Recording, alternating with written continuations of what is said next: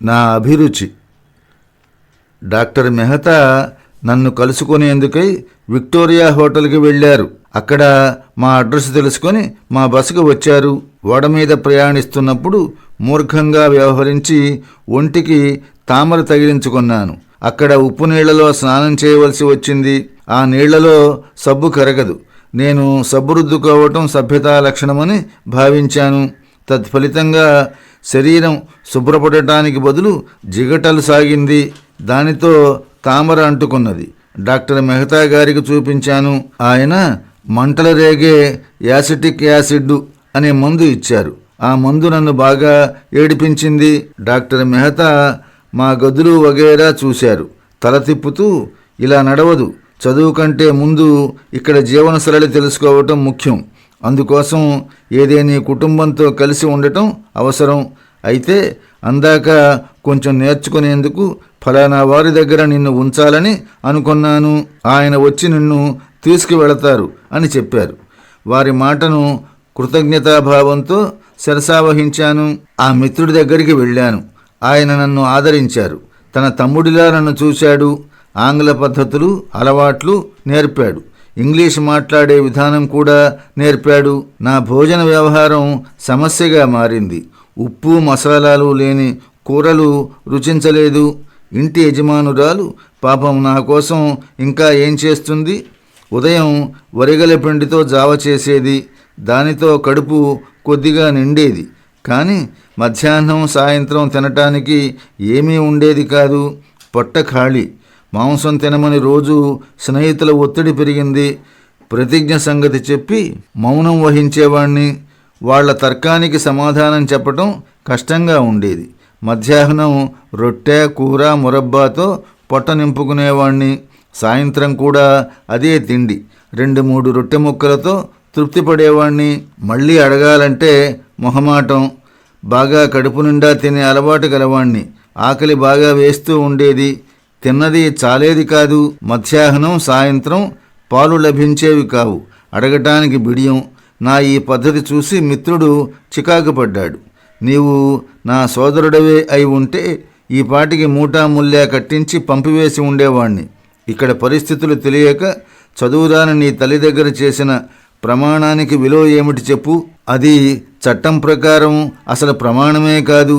అట్టి ప్రమాణానికి బద్ధుడవై ఉండటం అజ్ఞానం. ఇదిగో చెబుతున్నా, ఈ పట్టుదల వల్ల నీకు ఇక్కడ ఏమీ ఒరగదు.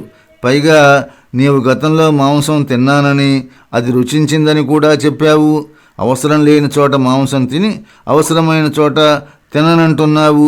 ఇది దురదృష్టకరం అని గట్టిగా అన్నాడు. ఇలాంటి తర్కం రోజు జరుగుతూ ఉండేది. 100 రోగాలకు తినను అనే మందు నా దగ్గర ఉంది. మిత్రుడు ఒత్తిడి చేసే కొద్దీ నా పట్టుదల పెరగసాగింది. రోజు రక్షించమని దేవుణ్ణి ప్రార్థిస్తూ ఉండేవాణ్ణి. ఆ రోజు రక్షణ జరుగుతూ ఉండేది. దేవుడంటే ఏమిటో ఎవరో నాకు తెలియదు.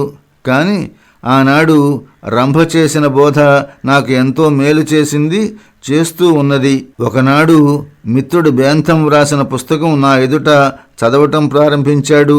ఉపయోగాన్ని గురించిన అధ్యాయం అది. భాష, విషయం రెండూ గంభీరంగా ఉన్నాయి.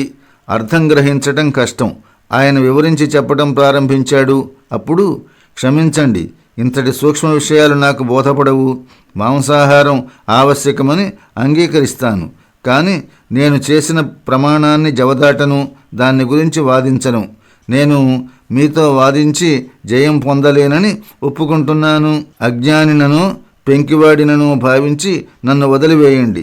మీ ప్రేమకు కృతజ్ఞుణ్ణి. మీరు నా హితైషులు అని నాకు తెలుసు. మీరు నా మంచి కోరి మళ్ళీ మళ్ళీ చెబుతున్నారని తెలుసు. కానీ నేను నా నియమాల్ని ఉల్లంఘించలేను. ప్రతిజ్ఞయే, అది అనుల్లంఘనీయం అని స్పష్టంగా చెప్పివేశాను. నా మాటలు విని మిత్రుడు నిర్ఘాంతపోయాడు. అతడు ఈ పుస్తకం మూసి, మంచిది, ఇక వాదించను అని అన్నాడు. అతడు ఆ పుస్తకం మూసి, మంచిది, ఇక వాదించను అని అన్నాడు. నేను సంతోషించాను. అతడు మళ్ళీ ఎప్పుడూ ఆ విషయమై వాదించలేదు. అయితే నన్ను గురించి బాధపడుతూ ఉండేవాడు. అతడు పొగ త్రాగేవాడు. మద్యం సేవించేవాడు. నాకు అవి గిట్టవని చెప్పివేశాను. అతడు ఎన్నడూ వాటిని త్రాగమని నాకు చెప్పలేదు. అయితే మాంసం తినకపోతే మూలపడతానని, ఈ విధంగా ఉంటే ఇంగ్లాండులో ఉండలేనని, వచ్చిన పని పూర్తి చేసుకోలేనని ఆయన చెబుతూ ఉండేవారు. 1 నెల ఈ విధంగా గడిచింది. ఆయన ఇల్లు రిచ్మండ్లో ఉంది. అందువల్ల వారానికి 2-3 సార్ల కంటే లండన్ వెళ్ళటం కష్టంగా ఉండేది. ఇది చూసి డాక్టర్ మెహతా గారు, దళపతిరామ్ శుక్లా గారు మరో కుటుంబం చూశారు. నేను అక్కడ ఉండటం మంచిదని భావించారు. వెస్ట్ కెన్నింగ్టన్లో ఉన్న ఒక ఆంగ్లో ఇండియన్ కుటుంబంతో కలిసి ఉండటానికి శ్రీ శుక్లా గారు ఏర్పాటు చేశారు. ఆ ఇంటి యజమానురాలు వితంతువు. ఆమెకు నా ప్రమాణాన్ని గురించి తెలియజేశాను. ఆమె నన్ను జాగ్రత్తగా చూస్తానని మాట ఇచ్చింది. నేను అక్కడ ప్రవేశించాను. కానీ అక్కడ కూడా మాకు కటిక ఉపవాసమే. తినుబండారాలు కొద్దిగా పంపమని ఇంటికి వ్రాశాను. అవి ఇంకా రాలేదు. ఏ వస్తువు తినటానికి రుచిగా ఉండేది కాదు. ఆమె పదార్థం వండించి ఇది బాగుందా అని అడుగుతూ ఉండేది. కానీ ఆ పదార్థం గొంతు దిగేది కాదు. ఆమె చేయగలిగింది మాత్రం ఏముంటుంది? నాకు బిడియం తగ్గలేదు. వడ్డించిన దానికంటే మించి ఇంకా వడ్డించమని అడగటానికి బిడియంగా ఉండేది. ఆమెకు 2 కూతుళ్ళు. వాళ్ళు చెరొక రొట్టె ముక్క బలవంతాన నా ప్లేటులో ఉంచేవారు. అయితే అంతకు 2 గాని నా ఆకలి తీరదని పాపం వాళ్లకు తెలియదు. కొంతకాలానికి నాకు నిలకడ చిక్కింది. ఇంకా నేను చదువు ప్రారంభించలేదు. శుక్లాగారి ధర్మమా అని వారిచ్చిన వార్తాపత్రికలు చదవటం ప్రారంభించాను. ఇండియాలో ఎప్పుడూ అలాంటి పని చేయలేదు. ఇక్కడ ప్రతిరోజు వార్తాపత్రికలు చదివి వాటి యందు అభిరుచి కలిగించుకున్నాను. Daily News, Daily Telegraph, Pall Mall Gazette రోజు చూడసాగాను. వాటిని చదవటానికి గంట కంటే ఎక్కువ సమయం పట్టేది కాదు. ఇక ఊరు తిరగటం ప్రారంభించాను. మాంసం లేని హోటళ్ళు ఎక్కడ ఉంటాయా అని అన్వేషణ ప్రారంభించాను. మా ఇంటి యజమానురాలు అట్టివి కొన్ని ఉన్నాయని చెప్పింది. రోజు 10-12 మైళ్ళు తిరిగి చౌక రకం దుకాణాల్లో కడుపు నిండా రొట్టె తినటం ప్రారంభించాను. అయినా తృప్తి కలగలేదు. అలా తిరుగుతూ ఉంటే ఒక రోజున ఫారింగ్డన్ వీధిలో శాకాహారశాల ఒకటి కనపడింది. తనకు కావలసిన వస్తువు దొరికినప్పుడు పిల్లవాడికి ఎంత ఆనందం కలుగుతుందో నాకు అంత ఆనందం కలిగింది. లోపలికి అడుగుపెట్టే పూర్వం ద్వారం దగ్గర గాజు కిటికీలో అమ్మకానికి పెట్టిన పుస్తకం ఒకటి కనపడింది.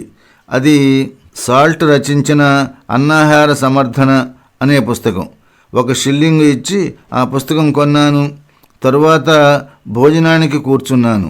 ఇంగ్లాండ్ వచ్చాక ఇవాళ కడుపు నిండా మొదటిసారి హాయిగా భోజనం చేశాను. దేవుడు నా ఆకలి తీర్చాడు. సాల్ట్ రచించిన ఆ పుస్తకం చదివాను. నా మీద ఆ పుస్తక ప్రభావం బాగా పడింది. ఆ పుస్తకం చదివిన తర్వాత అన్నాహారం మంచిదనే నిర్ణయానికి వచ్చాను. మా అమ్మగారి దగ్గర నేను చేసిన ప్రతిజ్ఞ నాకు ఎంతో ఆనందం కలిగించింది. జనమంతా మాంసాహారులైతే మంచిదని ఒకప్పుడు భావించేవాణ్ణి. తరువాత కేవలం ప్రతిజ్ఞ నెరవేర్చటం కోసం మాంసం త్యజించాను. భవిష్యత్తులో బహిరంగంగా మాంసం తిని ఇతరులను కూడా మాంసం తినమని చెప్పి ప్రోత్సహించాలని భావించాను. కానీ ఇప్పుడు శాకాహారిగా ఉండి ఇతరులను కూడా శాకాహారులుగా మార్చాలనే కోరిక నాకు అమితంగా కలిగింది.